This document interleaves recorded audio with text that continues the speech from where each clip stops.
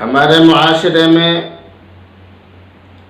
کسی کو اگر نظر لگ جائے تو اس کی نظر اتارنے کے لیے 3 یا 5 یا 7 لال مرچوں پر کچھ پڑھ کر مریض کے چاروں طرف گھماتے ہیں اور پھر ان مرچوں کو جلا دیتے ہیں۔ تو اسی کے متعلق مسئلہ معلوم کیا گیا ہے۔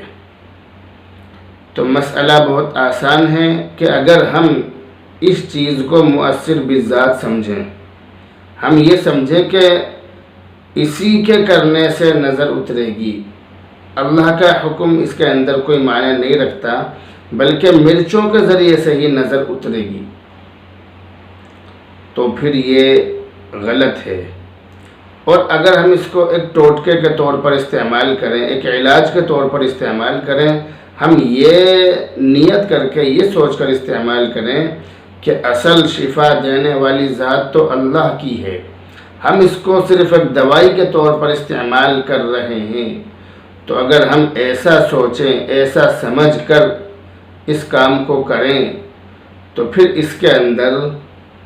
کوئی قباحت اور کوئی گناہ نہیں ہے۔ لیکن اس عمل کے دوران اگر کسی قسم کے شرک یا کلمات وغیرہ سے دم کیا جائے،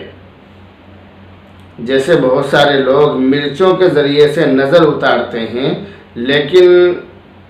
جو وہ اپنی زبان سے الفاظ استعمال کرتے ہیں ان کے اندر شرک بھرا ہوا ہوتا ہے، تو اگر اس طرح کے الفاظ ہوں، اس طرح کے الفاظ سے دم کیا جائے تو یہ بلا شبہ ممنوع ہوگا، یہ منع ہے،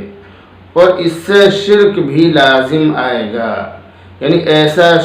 شخص شرک کر رہا ہے، اللہ کے ساتھ غیر اللہ کو شریک کر رہا ہے۔ اس سے احتراز کرنا، اس سے بچنا، اس سے پرہیز کرنا یہ لازم اور ضروری ہوگا۔ نظر اتارنے کا بہتر اور مستحب عمل یہ ہے کہ سورہ قلم کی آخری 3 آیتیں جو آپ کی اسکرین پر نظر آ رہی ہیں، یہ آخری 3 آیتیں فَاجْتَبَاهُ رَبُّهُ فَجَعَلَهُ مِنَ الصَّالِحِينَ وَإِنْ يَكَادُ الَّذِينَ كَفَرُوا لَيُزْلِقُونَكَ بِأَبْصَارِهِمْ لَمَّا سَمِعُوا الذِّكْرَ وَيَقُولُونَ إِنَّهُ لَمَجْنُونٌ وَمَا هُوَ إِلَّا ذِكْرٌ لِلْعَالَمِينَ۔ یہ 3 آیتیں یا معوذتین، یعنی قل اعوذ برب الفلق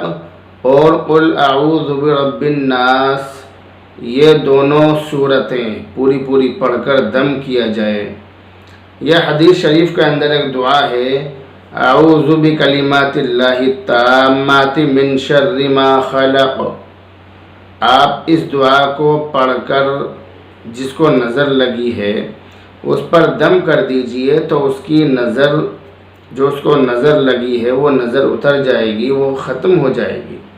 اس کا اثر ختم ہو جائے گا اور مریض بالکل ٹھیک ہو جائے گا انشاءاللہ۔ اس لیے اس طرح کا عمل کیا جائے اور شرک یا عمل سے پرہیز کیا جائے، اس سے بچا جائے